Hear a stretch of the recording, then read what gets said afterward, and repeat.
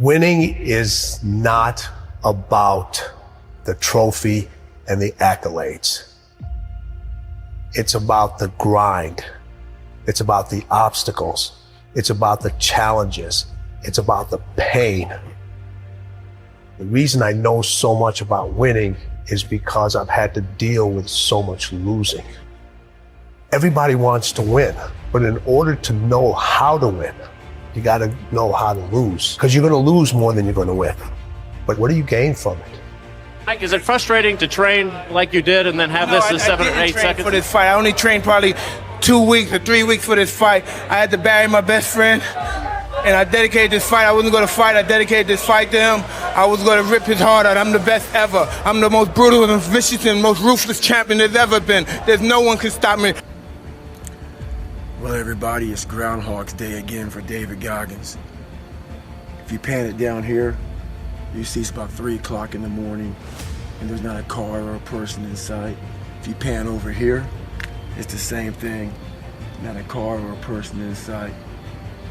People want to know where I find my strength at, where I get my strength. I get it from a lot of places, but right now, this morning, I'm getting it from, there's not a motherfucker that's up.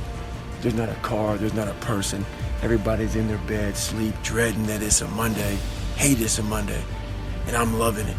I'm loving that. Where everybody's getting weaker, I'm getting stronger. It's not about the running, the swimming, the push-ups, the sit-ups.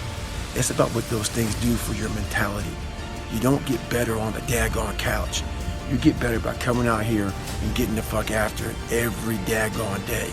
Everything was done to try to learn how to become a better basketball player. Everything. And so when you have that point of view, then literally the world becomes your library to help you to become better at your craft. So because you know what you want, the world's giving you exactly the information you need to become better at it. Because you know what you're looking for. You know, so many guys tell stories about your work ethic.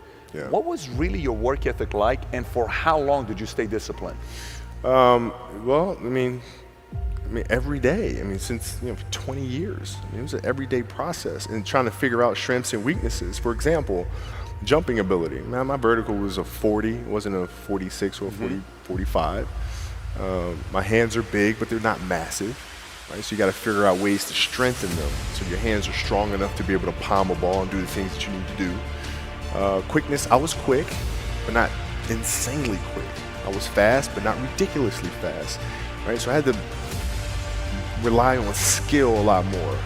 I had to rely on angles a lot more. I had to study the game a lot more. It took a separation for me, emotionally, to be able to put myself in a place where at practice or when I'm training and doing games, I switch my mind to something else. I switch my mode into something else. Right? For me, it's the equivalent of Maximus Decimus Meridius and Gladiator picking up the dirt, smelling the dirt. It's go time. Right? So that was my mental switch. It's like an actor getting ready for a film. You got to put yourself in that cage. When you're in that cage, you are that character. And then when you leave there, it's something completely different. But when I'm in that cage, bro, don't fucking touch me. Don't talk to me. Yeah. How did you get mentally and emotionally so strong where it doesn't bother you? Well, you got to look at the reality of the situation. Like for me, it's not, you kind of got to get over yourself. Like, it's not about you, man. Like, okay, you feel embarrassed. You're not that important. Like, get over yourself. That's where you go. Get over yourself. Right? Like, you're worried about how people may perceive you, and like you're walking around and it's embarrassing because you shot 5 air balls. Get over yourself. Right? And then after that, it's okay, well, why did those air balls happen? Got it.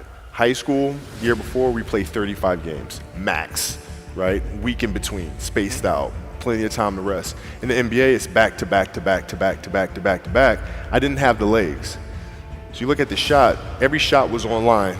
Every shot was online, but every shot was short. Right? I got to get stronger. I got to train differently. The weight training program that I'm doing, I got to tailor it for an 82-game season so that when the playoffs come around, my legs are stronger and that ball gets there. So I look at it with rationale and say, okay, well, the reason why I shot air balls is because my legs aren't there. I go, well, next year they'll be there. That was it.